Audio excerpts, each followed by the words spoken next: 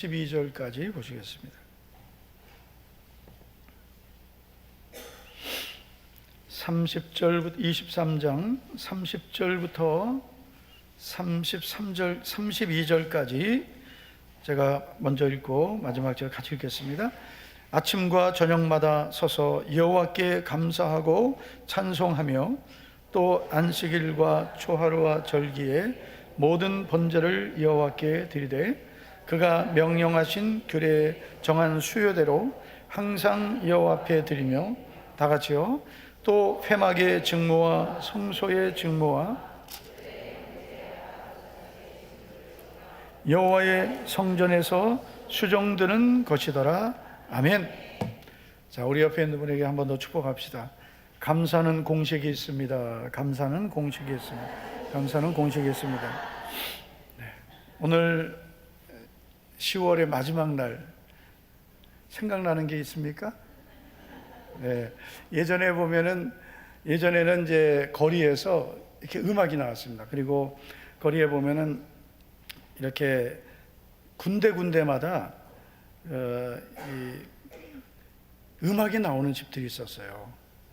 지금은 유튜브 듣고 뭐 인터넷으로 다 하지만 그때는 라디오 그리고 지나가다 보면 음악 나오는 그런 뭐 가게에서도 나오고 하지만은 그 음반을 파는 테이프 뭐 LP 디스크 이거 파는 데 있는데 그런 데서 꼭 오늘 거리를 지나가다 보면 한 100번 듣습니다. 잊혀진 계절.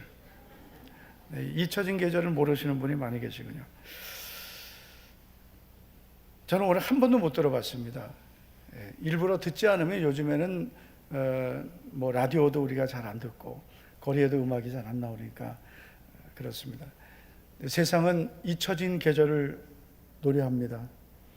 그런데 우리는 감사의 계절을 준비해야 될 줄 믿습니다. 이제 10월 마지막 날이고 11월을 시작하는데 11월은 어떻게 보내야 될까 이렇게 생각해 보니까 11월은 감사의 계절이 되어야 되겠다. 감사의 열매를 맺어야 되겠다. 그런 생각을 하게 되었습니다. 나폴레온 힐이라는 사람이 이런 말을 했습니다.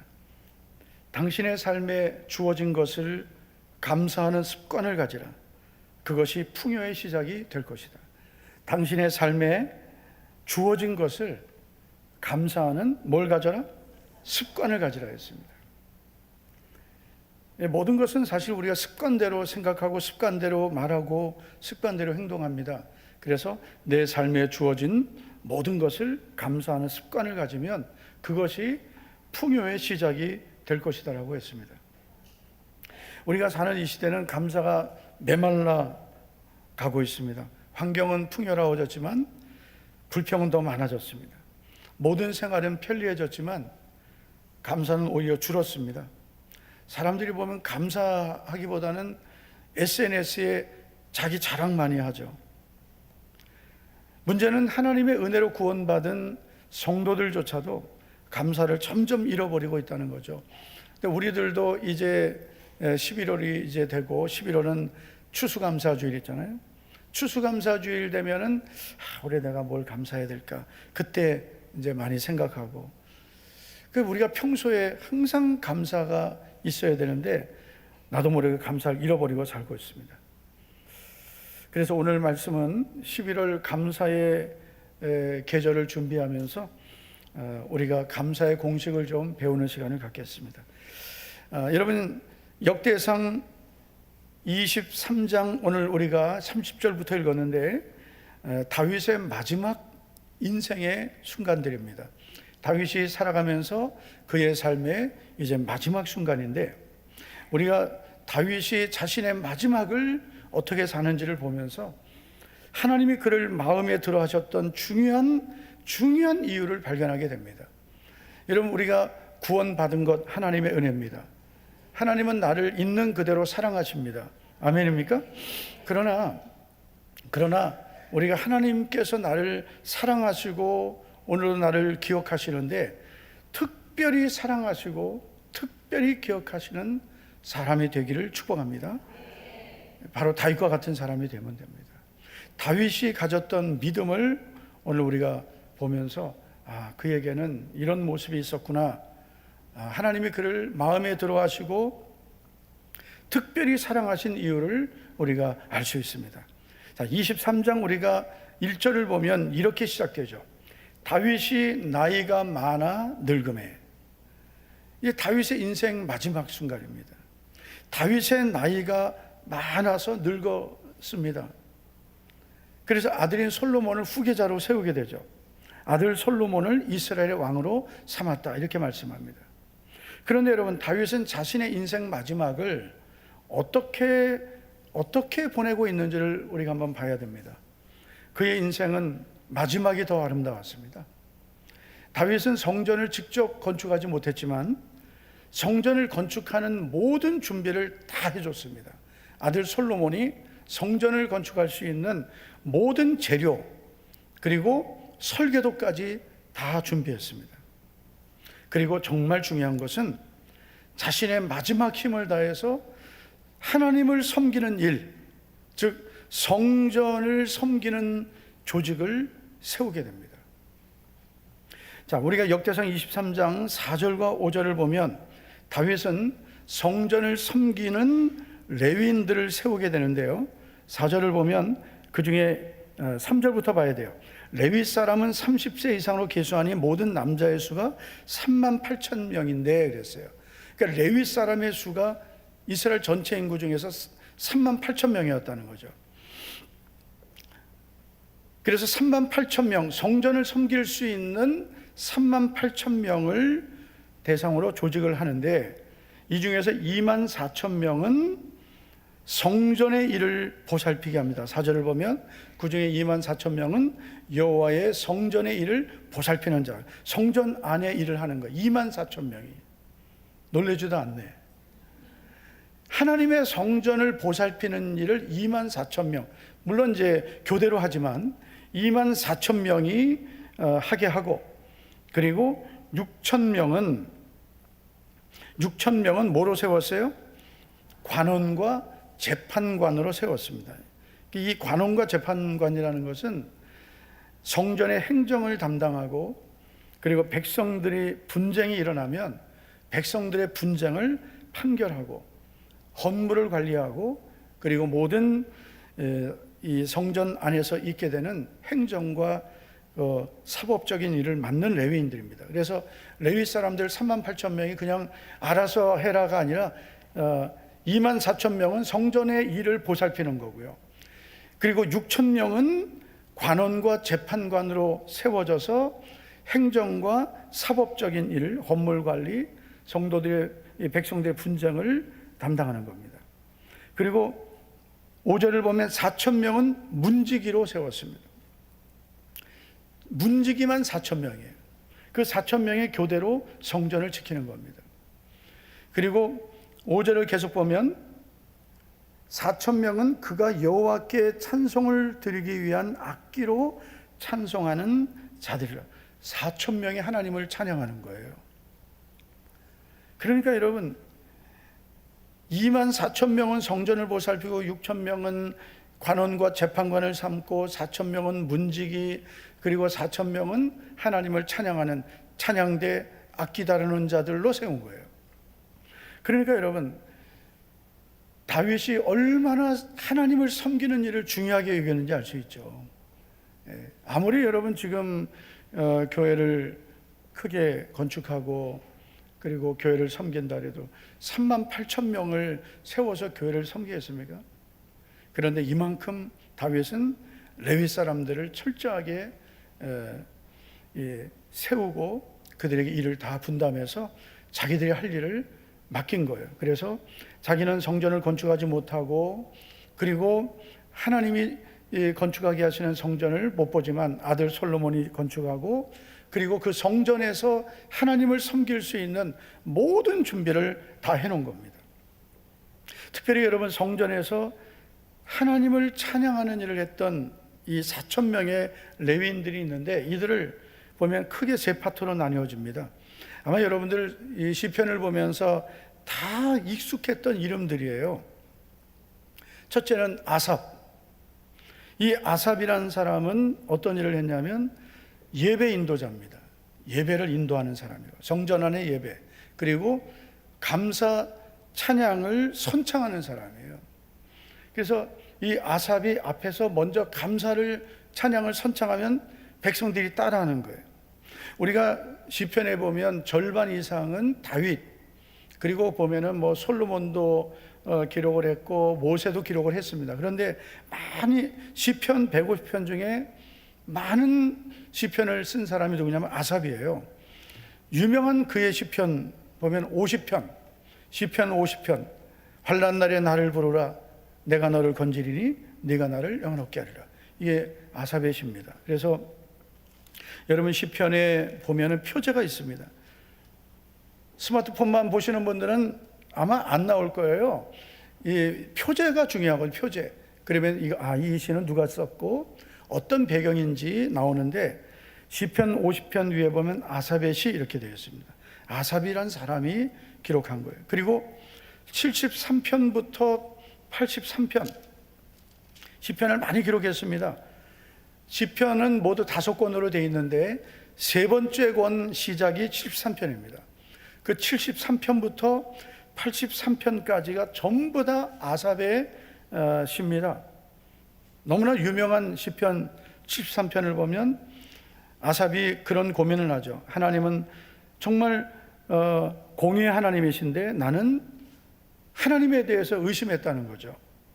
왜냐하면 악인은 더 형통하고 그리고 죽을 때도 잘 죽고, 예? 악인이 죽을 때 잘 죽는 거예요. 고통도 없이 죽고 고난도 없고 재앙도 없는데, 그런데 나는 날마다 재난을 당한다, 고난을 당한다, 이렇게 하나님 앞에 자기의 고민을 말하거든요. 아삽의 시입니다. 그래서 아삽이라는 사람 우리가 성경을 보면 많이 등장합니다. 아삽은 대표적인 성전에서 찬양을 인도하던, 예배를 인도하던 예배 인도자입니다. 두 번째가 이제 그 4천 명의 두 번째 그룹은 이제 누가 맡았냐면 헤만이라는 사람 맡았어요. 이 헤만은 악기와 찬양대 지휘자입니다. 성전의 음악을 담당했어요. 특별히 여러분 역대상 25장, 우리가 오늘 23장인데요 25장으로 넘어가면 찬송을 맡은 사람들이 나와요. 이 찬송을 맡은 사람들이 나오면서 1절을 보시면 아삽, 헤만, 여두둔 이렇게 나옵니다. 그러면 아삽의 아들들이 쭉 나오고 그 다음에 헤만의 자녀들이 나오고 그 다음에 이제 여두둔의 자녀들이 나오고, 하여튼 뭐 나오면 나온가 보다 이런 거죠. 그 다음에는 문지기들, 성전 문지기들이 26장부터 쭉 이제 나옵니다. 성전 곡감 맡은 자들 나오고 뭐 레위 사람들이 하는 직임들이 다 나오는 거예요. 근데 이 헤만은 아주 정말 특별한데, 이 헤만을 보면 25장 5절에서 이렇게 말씀합니다. 여섯째 암미엘과 일곱째 이사갈과 여덟째 부울레데이니 이는 다 25장이지 24장 26장 읽었네.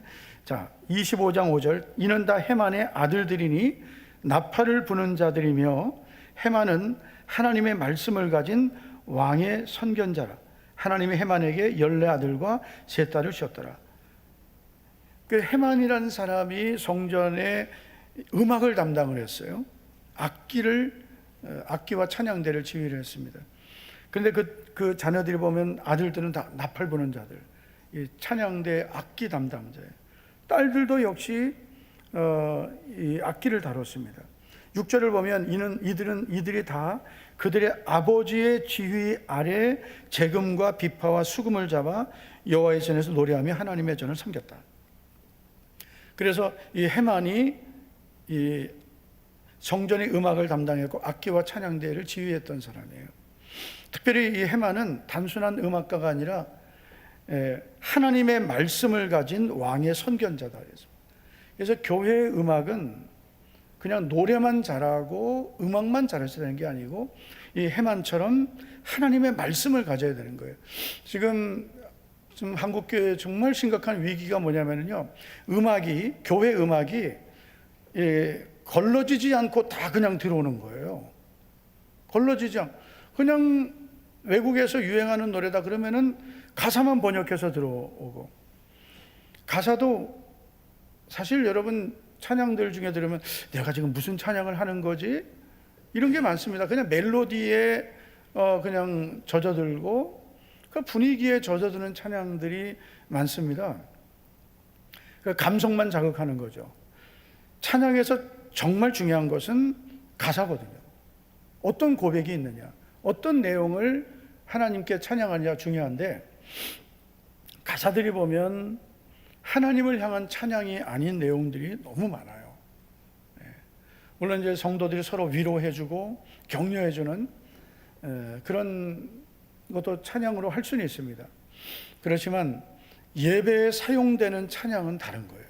예배에 사용되는 찬양은 그 찬양의 대상이 하나님이라야 됩니다. 믿습니까? 그래서 교회 음악은 하나님의 말씀을 가진 사람이 해야 되는 거예요. 선곡이라든지 또 찬양 인도라든지 모든 게 그렇습니다. 예를 들어서 뭐 요즘 노래 인기 좀 장민호 씨가, 장민호가 누군지 알죠? 나도 아는데 우리에게 와서 이제 아직 구원의 확신도 없고 뭐 예를 들어 아무것도 몰라. 근데 음악을 잘하잖아요. 트로트를 잘하잖아요.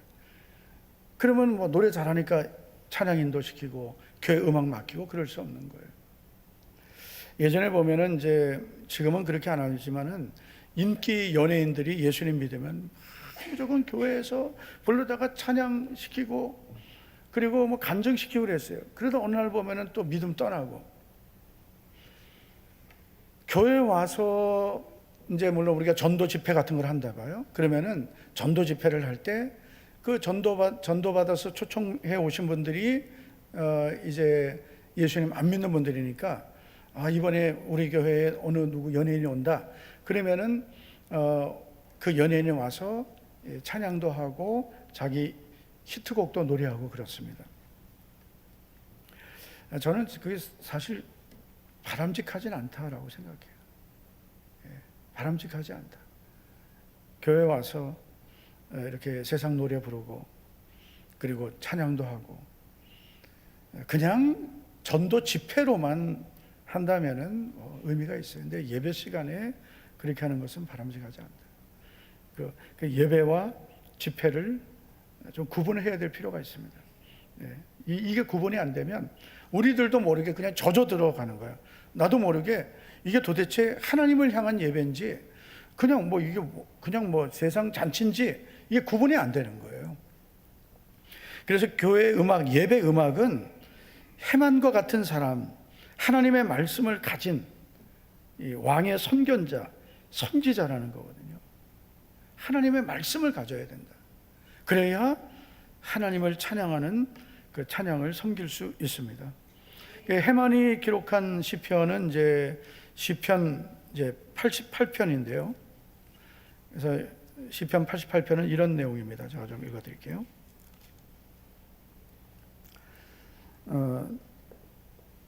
해만이 이제 이렇게 인도했어요. 이런 내용이에요. 고라 자손의 찬송시 곧 에스라인 해만의 맞쓰길 그랬습니다. 여호와 내 구원의 하나님이여 내가 주야로 주 앞에서 부르짖으오니 나의 기도가 주 앞에 이르게 하시며 나의 부르짖음에 주의 귀를 기울여 주소서. 그럼 이 찬양 자체가 하나님께 향한 기도가 되는 거예요. 여호와 내 구원의 하나님이여 내가 주야로 주 앞에서 부르짖었사오니 나의 기도가 주 앞에 이르게 하시며 나의 부르짖음에 주의 귀를 기울여 주소서. 그래서 우리가 이 시편은 자체가 이게 장단 고저가 있습니다. 우리는 그냥 성경으로 읽지만 이 히브리어는 운율이 있거든요. 히브리어 보면은 이제 점이 하나, 두 개, 세 개, 몇 개가 찍히냐에 따라서 이제 길이로 다르고, 그 성경에 보시면은 이제 여러분 뭐 셀라 이런 시편 나오잖아요. 어떤 분은 또 그걸 또 셀라 이렇게 하는데 그거는 우리가 악보에 보면은 피아노시모, 뭐 포르테 이런 식으로 음악 이 기호와 같은 거예요. 그래서 시편 자체가 우리는 그냥 성경으로만 읽지만 히브리어는 운율이 있습니다. 그래서 노래입니다. 찬양입니다. 그래서 우리가 이 찬양은 기도처럼 하는 거예요. 할렐루야. 고백처럼 하는 거예요. 그래서 우리의 찬양이 기도가 되고 고백이 되면 그 찬양을 우리가 때로는 들으면서 그 고백을 나의 고백으로 드리고 또 부르면서 나의 고백으로 드리면 그게 여러분 다 상달되고 응답될 줄 믿습니다. 세 번째, 이 4,000명의 그 레위인, 이 찬양을 섬기는 레위인들의 세 번째 파트는 누가 담당했냐면 여두둔이 담당했습니다. 이 여두둔은 특별히 감사 찬양만 주로 담당했습니다. 그래서 여러분 시편을 보면 이런 내용들이 나와요. 39편에 보면 표제입니다. 다윗의 시, 인도자를 따라 여두둔 형식으로 부르는 노래. 이 여두둔 형식이 뭐냐면 이 여두둔이 인도하는 대로 부르는 노래다, 그런 뜻이에요. 62편에도 보면 다윗의 시, 인도자를 따라 여두둔의 법칙에 따라 부르는 노래. 이 여두둔은 이 예위인 중에 찬양을 담당하는 사람을 말하는 겁니다. 여두둔이 만든 법칙, 여두둔의 인도를 따라서 찬양해라, 이런 뜻입니다. 그러니까 우리가 이런 말씀들을 보면 뭘 말씀드리냐면은 다윗이 얼마나 철저하게 성전의 일꾼들을 세웠고 얼마나 철저하게 하나님을 찬양하고 예배 드리려 했는지 알 수 있는 거예요. 24,000명 성전을 보살피고 다 중요하죠. 또 관원, 그리고 이 법을 담당하는 재판관들 다 중요합니다. 그러나 문지기도 다 중요하죠. 그러나 정말 중요한 것은 하나님을 예배하는, 예배를 섬기는 이 사람들입니다. 예배를 섬기는 사람들이에요. 우리가 예를 들어서 차량 운행, 주차 안내, 또 성전 입구에서 우리 예배당 안내위원들 모든 분들은 예배를 잘 드리도록 섬기는 분들이에요. 그리고 그 핵심은 예배당 안에서 예배를 섬기는 사람들. 예를 들어서 예배는 제가 또 이제 예배 인도자잖아요. 예배 인도하고 또 찬양 연주하고 찬양대, 또 기도 담당, 또 여러 순서를 맡은 분들, 이분들이 가장 예배를 잘 준비해야 되는 거예요. 그냥 순서 됐으니까 교회 와서 예배 시간에 헌금위원하고 찬양대하고 그렇게 하는 게 아닙니다. 철저하게 준비하고 하나님이 받으시는 그런 예배를 드려야, 그래야 우리 교회가 복을 받는 거예요. 우리 교회가 은혜를 받는 겁니다. 그래서 여러분, 특별히 이 다윗이 레위 사람들을 세우는데 4,000명의 그 찬양대와 악기 다룬 자를 세웠단 말이에요. 그런데 오늘 말씀은 뭐냐면은 그들이 어떻게 하나님을 예배했는지, 어떻게 찬양하고 감사했는지를 말씀하고 있는 겁니다. 그래서 우리가 이 말씀을 통해서 감사에는 공식이 있구나, 이 공식을 우리가 잘 알고 그냥 오늘 좋은 일이 있으니까 감사하고 기쁜 일이 있으니까 감사 예물 드리고 그렇게 하는 게 아니라 감사는 이렇게 해야 되는 거구나, 이렇게 해야 우리의 삶에 하나님이 주시는 감사의 이 기적들. 아까 제가 나폴레온 힐 이야기를 했잖아요. 나폴레온 힐은 목사님입니다. 그러나 그가 세상의 이 성공에 대해서도 많이 말했거든요. 그런 이제 성경의 원리를 가지고 이제 책들을 많이 썼는데, 당신의 삶에 감사하는 습관을 가지면 그것이 풍요히 시작이 될 것이다. 그래서 우리가 감사해서 감사가 아니라 감사하니까 감사가 또 생기더라고요. 할렐루야. 자, 여러분 30절을 보시면 다윗이 세운 레위 사람들이 이렇게 합니다. 아침과 저녁마다 서서 여호와께 감사하고 찬송하며. 이게 감사의 공식이에요. 여러분, 감사는 감정이 아닙니다. 감사는 순종이고 결단이고 의지입니다. 감사는 저절로 되는 게 아니라, 한번 따라합시다. 배워야 하고 훈련해야 한다. 네, 오른손 뒀다가 뭐예요? 나는 지금 나 혼자 열심히 하고 있어.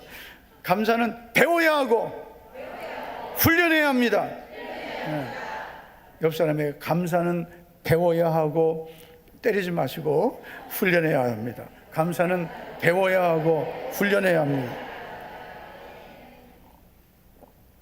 자, 오늘 감사의 공식 첫 번째는 감사의 시간을 알아야 됩니다. 감사의 시간. 언제예요? 아침과 저녁입니다. 감사는 특별한 날만 하는 게 아니죠. 특별한 일에만 하는 게 아닙니다. 우리가 11월 감사의 계절로, 감사의 달로 보내면서 추수감사주일을 맞이하는데 추수감사주일만 하는 게 아닙니다. 감사는 언제 해야 된다고요? 아침과 저녁마다, 날마다예요. 날마다 눈 뜨세요. 날마다. 예? 이제 내가 내려가서 이제 운명하셨습니다 그럴 거예요. 아예 그냥 재울 수도 있어. 내가 그냥 눕혀 그냥. 예? 아침과 저녁마다, 날마다 변함없이 하라는 거죠. 어떤 환경에도, 어떤 일을 만나도 아침과 저녁마다. 이게 거룩한 습관이 되어야 합니다. 자, 아침마다 하는 감사는 새로운 하루, 새로운 생명을 주신 것에 감사하는 거예요. 새로운 생명, 오늘도 내가 아침에 일어나 새로운 생명을 오늘도 사는 거예요. 새로운 하루를 사는 거예요. 이것을 감사하는 거예요. 여러분, 예레미야 선지자는 예레미야 애가에서 이렇게 찬양했습니다. 여호와의 인자와 긍휼이 무궁하심으로 우리가 진멸되지 아니함이니이다. 이것이 아침마다 새로우니 주의 성실하심이 크시도소이다. 여러분, 예레미야 애가는 슬픈 노래란 말이에요. 슬픈 노래 5편이 있습니다. 이 슬픈 노래를 부르면서 그래도 감사한 것은 하나님의 인자와 긍휼하심이에요.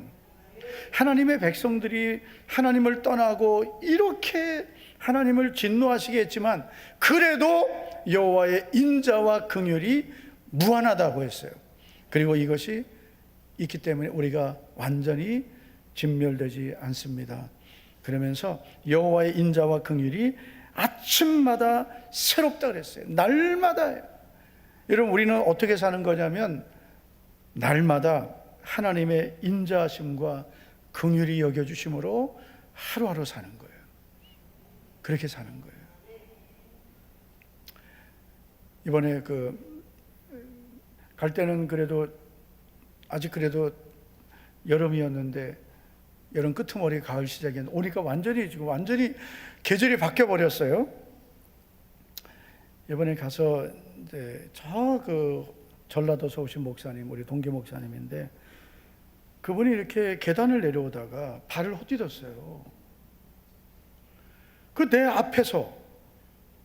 내 앞에서 헛디뎌서 미끄러지고 굴렀는데 저는 그래서 진짜 큰일 났나 보다. 이분이 움직이질 않는 거예요. 그러더니 조금 있다가 아버지 이러는 거예요.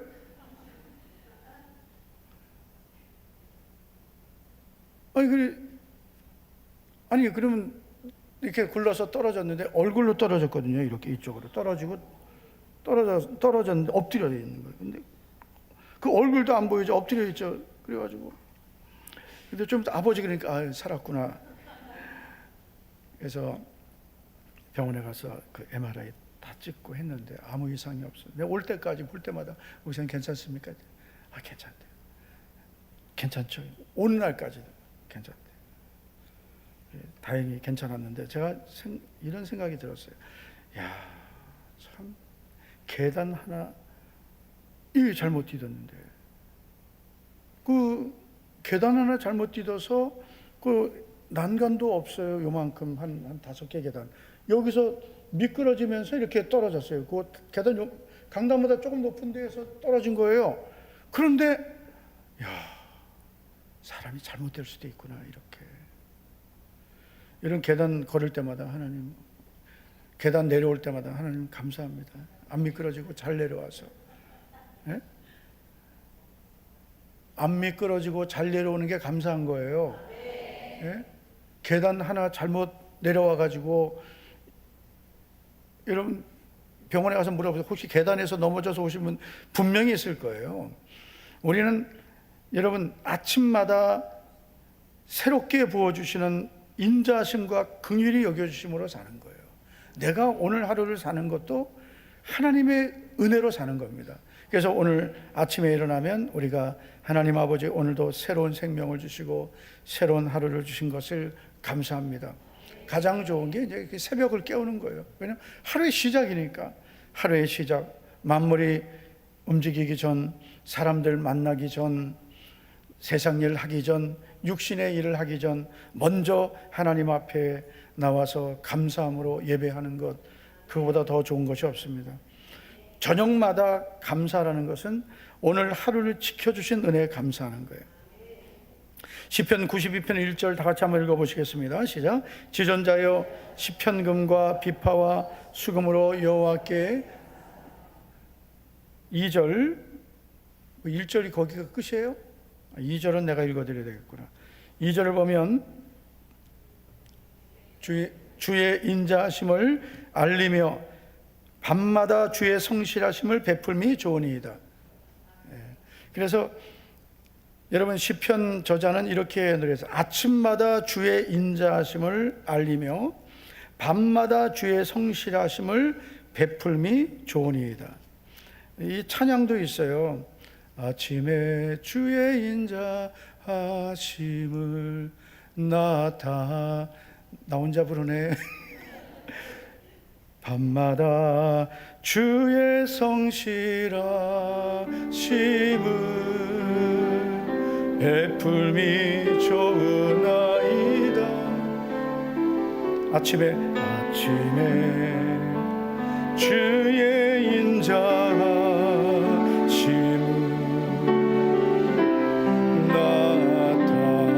나타내시며 밤마다 주의 성실 밤마다 주의 성실하심을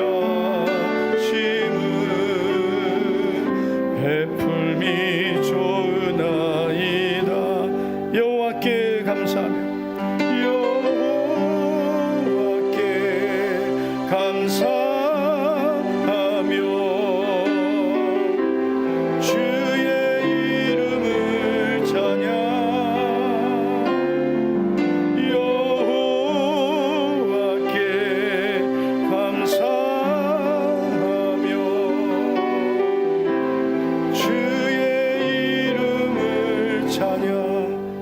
가사가 또 있는데 안 나오네. 그래서 하루를 지켜주신 것, 밤마다 주의 성실하심을 베풀어 주시는 것 감사해야 돼요. 네.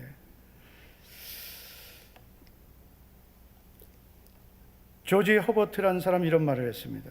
기도는 하루의 문을 여는 열쇠요, 하루의 문을 닫는 자물쇠다. 이렇게 우리는 바꿀 수 있어요. 감사는 하루의 문을 여는 열쇠요, 하루의 문을 닫는 자물쇠다. 감사는 축복의 문을 여는 열쇠다. 하루의 축복을 여는 열쇠예요. 하루의 삶을 마무리하는 자물쇠와 같은 거예요. 그래서 우리는 언제 감사해야 되느냐? 날마다인데 아침과 저녁마다 하루하루를, 오늘도 하루를 시작함을, 오늘도 하루를 하나님 은혜로 마치게 됨을, 이렇게 다윗은 아침과 저녁마다 감사하게 했어요. 감사하게 했습니다. 이게 첫 번째 우리가 배워야 할 감사의 공식이에요. 두 번째 감사의 공식은 감사의 태도가 중요하다는, 바로 서서입니다. 30절을 보면 서서 여호와께 감사하고 그랬어요. 여러분, 사람은 태도가 중요한 거예요. 사실보다 태도가 중요하다. 다시 말해서 그 마음 상태가 중요한 거예요.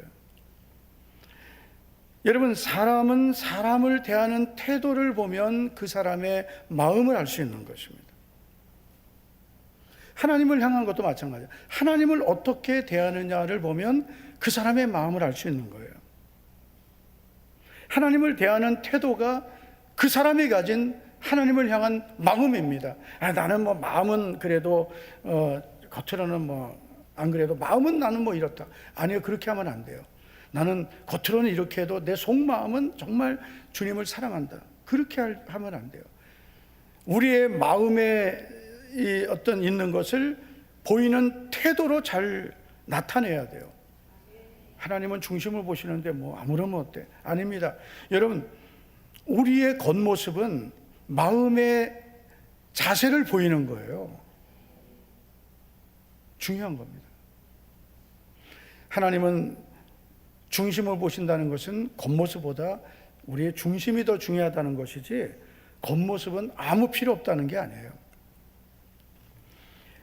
여호와께 감사하는데 서서 감사하라 했어요. 이 서서라는 뜻은 준비된 자세로 서다는 거예요. 그냥 서 있는 게 아니에요. 우리 주일 예배 때는 일어나서 예배 시작하잖아요. 다 같이 일어나시겠습니다. 그리고 언제 앉습니까? 신앙 고백하고 앉습니다. 원래는 다 서서 예배 드려야 돼요. 그렇지만 불편하니까 앉도록 하는 거예요. 그때라도 일어나자. 그리고 예전에는 여러분, 저도 그런 교회를 가봤어요. 저 충청도에 있는 교회를 갔는데 큰 예배당인데 의자가 없어요. 다 마루예요, 마루. 그리고 저도 제가 양산에 있을 때 1995년부터 약 4년 있었는데, 예배당 건축하기 전에요. 건축하는 과정 속에 있었는데, 그래서 기존 예배당을 헐고 건축하면서 임시 예배처소에 있는데 의자 안 놨어요. 바닥에서 처음에. 나중에 의자가 들어왔는데, 이 바닥은 바닥대로 좋은 게 있어요. 무릎 꿇고 기도할 수 있고, 또 다리 아프면 일어나면 돼요. 이 장의자가 들어올 때, 그때 당시에 성도들이 교회가 타락했다 그랬대요. 우리 너무나 당연한데, 어떻게 하나님 앞에 이렇게 편안하게 앉아서 예배를 드릴 수 있냐? 근데 점점 보세요. 의자 처음에는 등받이에 쿠션 없었습니다. 밑에 그냥 스펀지. 앉으면은 이게 쿠션이 있는지 없는지 몰라요. 정말 스펀지, 그냥 헝겊 하나 씌워가지고 이렇게 올려놓은 긴 스펀지 하나씩 나왔습니다. 그 다음 어느 날부터 이런 지금 쿠션이 나오고, 그 다음 등받이 쿠션에, 어떤 교회 가니까 완전히 극장식 의자. 예전에 선우건 목사님이 저 수지에서 교회를 개척했어요. 그분은 미국 사람이잖아요. 예, 한국 사람 아닙니다. 선우 목사님하고 사모님 미국 사람인데, 그래서 교회를 이제 그 당시에 처음 갔어요. 오래전입니다. 거의 한 20년 다 됐어요. 15년 전, 20년 다 됐어요. 근데 교회 가서 깜짝 놀란 거예요. 앉으면 안 보여, 사람들이요. 의자가 이렇게 올라 있는 거예요. 이게 도대체 사람들이 앉아 있는 건지 없는 건지, 이렇게 앞에서 봐야 사람이 있구나 알죠. 앉으면은 머리까지 딱 댈 수 있어요. 아주 좋아하는 분들이 있겠다.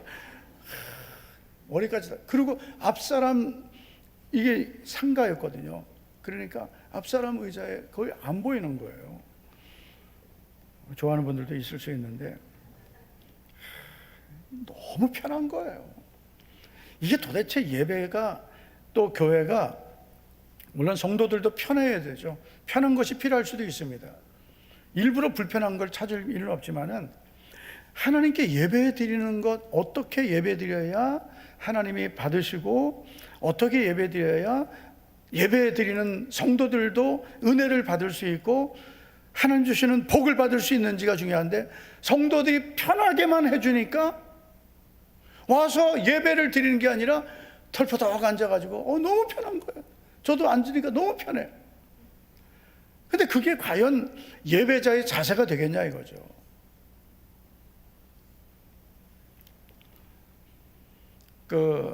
제가 성당에 몇 번 가본 적이 있습니다. 그 중에 한 번이 이제 장례식이 있어서 가본 적이 있는데, 좋은 점 하나 발견했어요. 그게 뭐냐면은, 이렇게 우리처럼 의자가 있는데, 앞에 무릎 꿇을 수 있는 데가 있어요. 이렇게 쫙. 성당 다녀 보시면 알 거예요. 그래서 앉아있다가 무릎 꿇을 수 있어요. 무릎을 댈 수 있는, 이렇게 강목이, 나무판이 쭉 되어 있습니다. 그걸 앉아있다 무릎 꿇을 수 있는 거예요. 이해되세요? 앞에? 와, 이건 정말 좋다. 이건 정말 좋다. 하나님께 예배하는 자세 중요합니다. 태도가 중요한 거예요. 여러분, 이 레위인들이 하나님께 감사 찬양하는데 서서 했어요. 서서. 하나님에 대한 경외심의 표현입니다. 여러분, 우리는 예배 드릴 때 자세 중요합니다. 다리 꼬고 팔짱 끼고 물론 마음이 중요하다 그렇게 말하는 분도 있지만 마음의 자세가 겉으로 나타나는 거예요. 그리고 우리의 몸의 자세가 내 마음을 결정할 때도 있어요. 내가 어떤 자세를 가지고 있느냐가 내 마음가짐도 새롭게 하는 거예요. 기도에도 태도가 중요합니다. 기도의 자세. 기도할 때 태도, 대충 그냥 이렇게 기도하는 거하고 정말 하나님 앞에 두 손 들고 우리가 무릎은 못 꿇어도 두 손 들고 하나님 나를 만나달라고 도와달라고 여러분 그렇게 기도하는 거하고는 다르죠. 찬양도 자세가 중요한 거예요. 이 서서라는 것은 단순히 일어나는 것만이 아니라 하나님을 향한 경외하는 마음, 하나님을 향한 마음의 자세, 그 마음의 자세가 겉으로 드러나는 것입니다. 우리는 사람에게도 대충 해서는 안 되죠.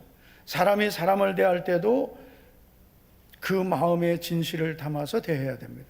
하물며 하나님께는 어떻게 해야 될까요? 더 진실해야 되고 더 정중해야 되고 더 온전해야 됩니다.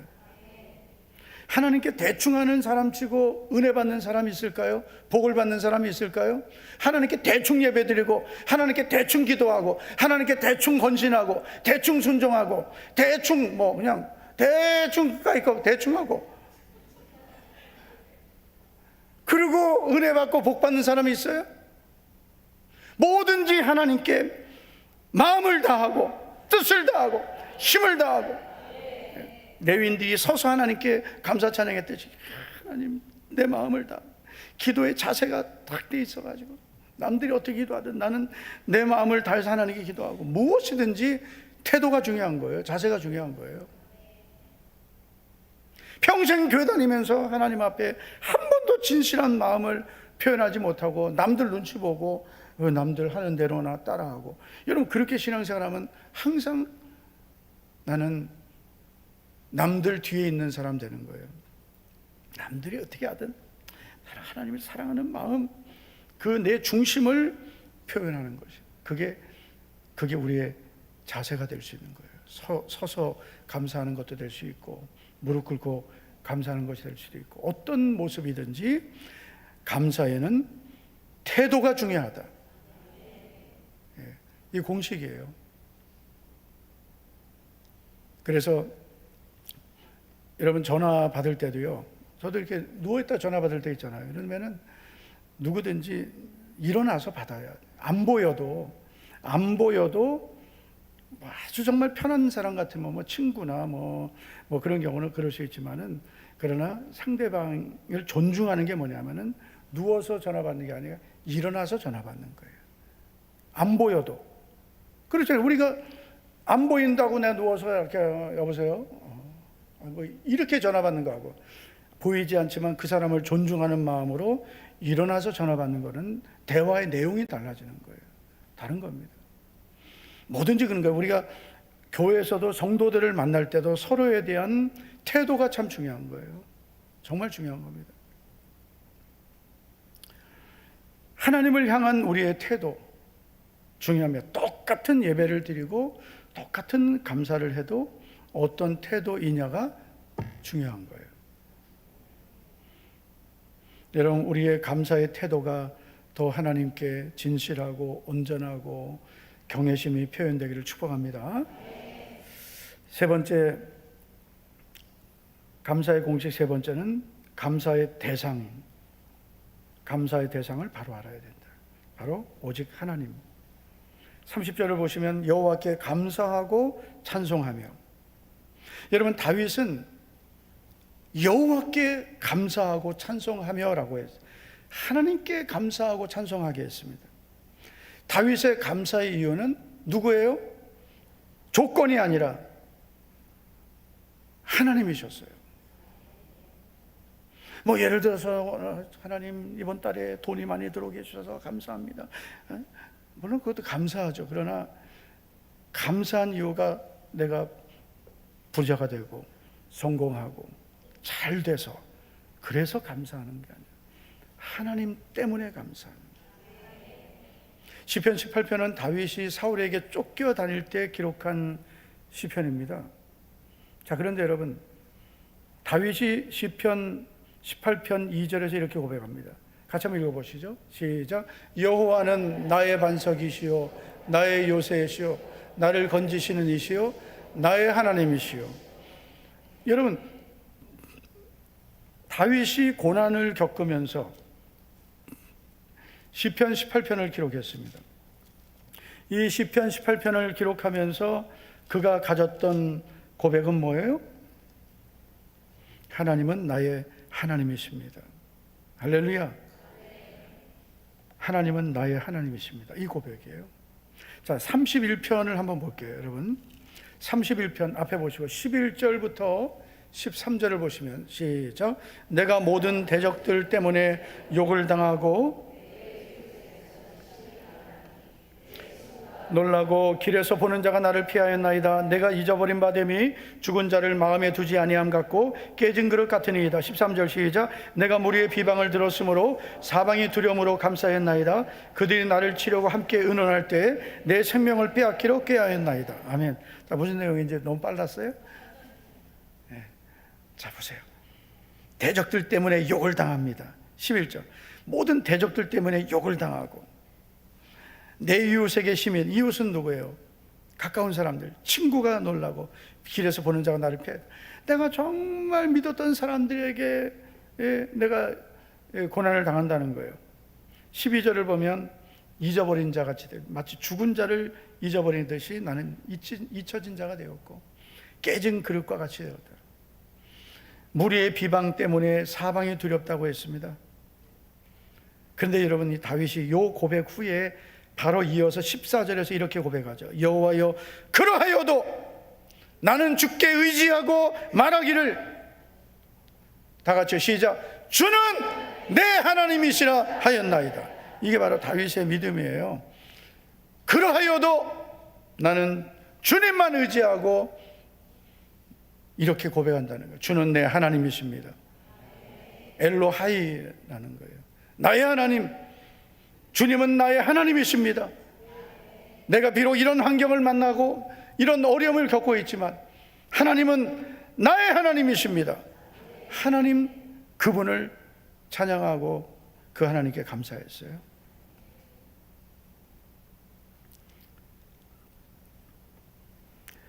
제가 얼마 전에 이경규 씨가 영상에서 한 말을 잠깐 보게 되었어요. 이런 말을 했어요. 이런 내용이 이런 거. 어머님이 도시락을 싸주셨어요. 그래서 행복합니다. 그래서 행복합니까? 아니라. 부모님이 많은 유산을 물려주셔서 행복합니까? 아니라는 거예요. 어머니가 계신 것만으로도 행복한 거예요. 어머니가 도시락을 싸주셔서 행복한 게 아니라 어머니가 계신 것만으로도 행복한 거라는 거죠. 부모님이 유산을 많이 주셔서 행복한 게 아니라 부모님 계신 것만으로 행복하다. 저 그래서 이경구 씨 다시 봤어요.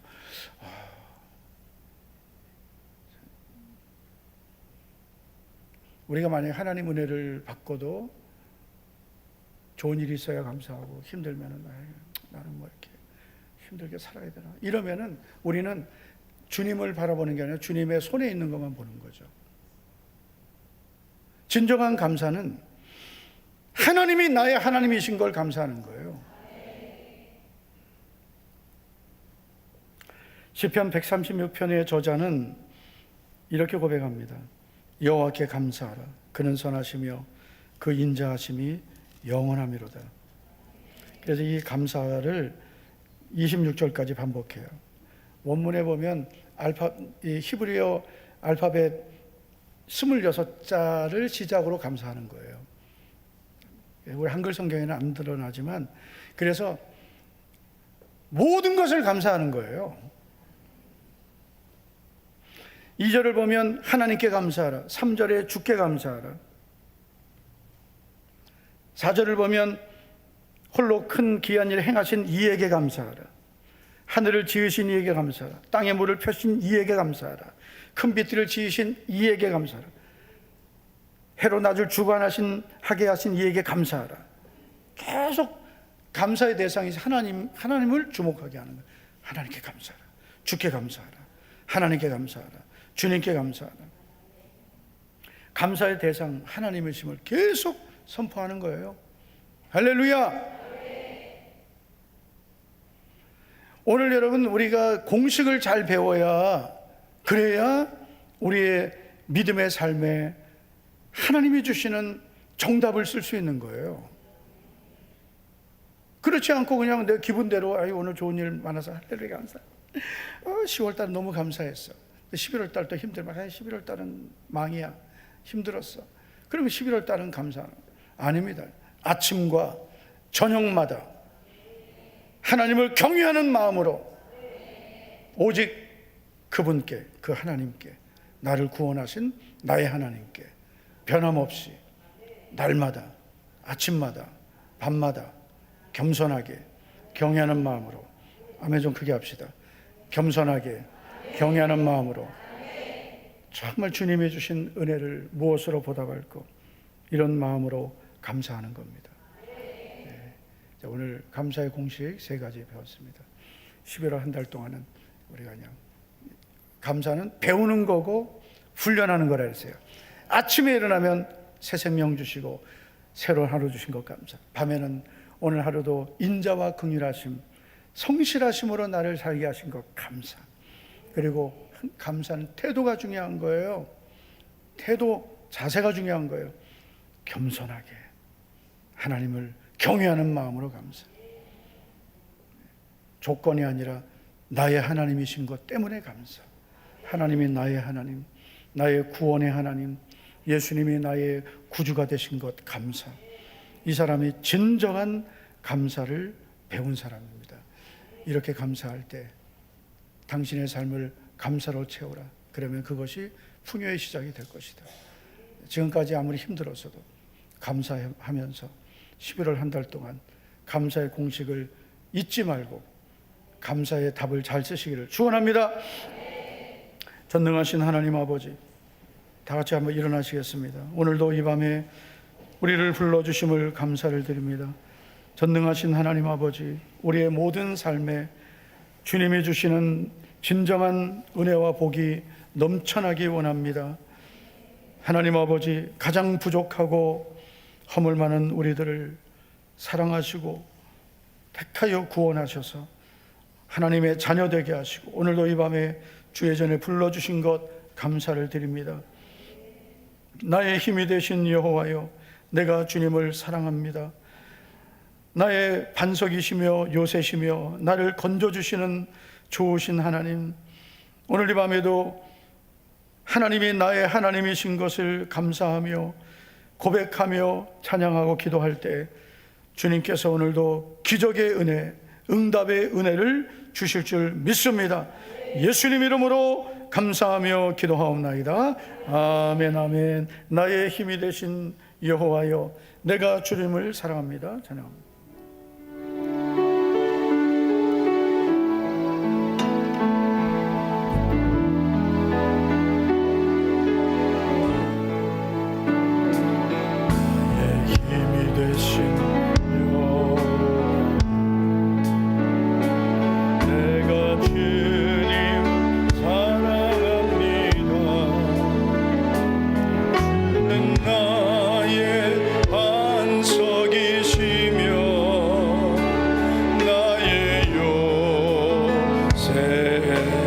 주는 나를 건지시는, 주는 나를 건지시는, 믿음으로 고백하. 나의 주, 나의 하나님,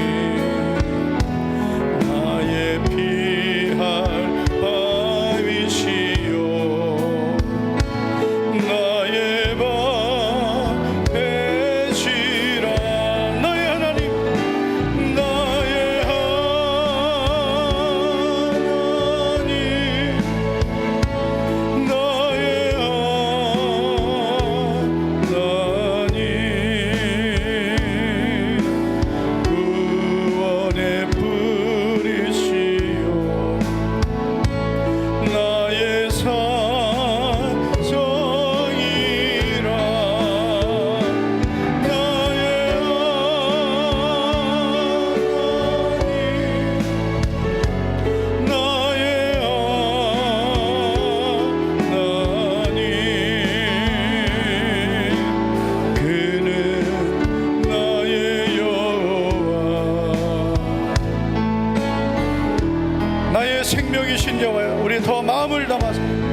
생명이신 나의 생명이신 여호와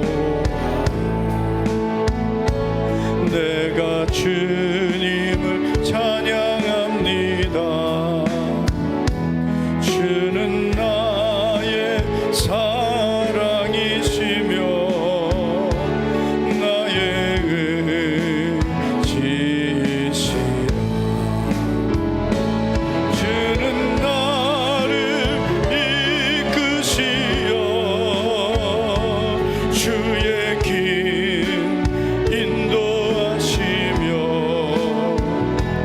나의 생의 목자 되시니 내가 따를 나의 하나님 나의 하나님 나의 하나님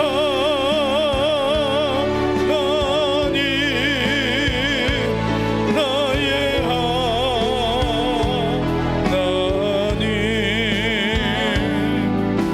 생명의 면류관으로 내게 씌우소서. 나의 하나님 나의 하나님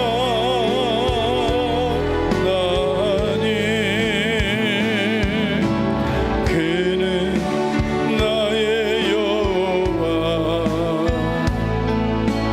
나의 하나님 나의 하나님 나의 하나님 나의 하나님 구원의 뿌리시오 구원의 뿌리시 나의 산성이라 나의 산성이라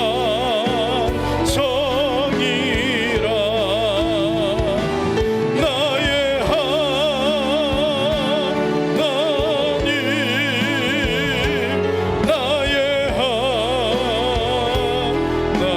하나님 그는 나의 여호와 나의 전심으로 나의 하나님 나의 하나님 나의 하나님 나의 그는 나의 여호와 나의 구세주 그는 나의 여호와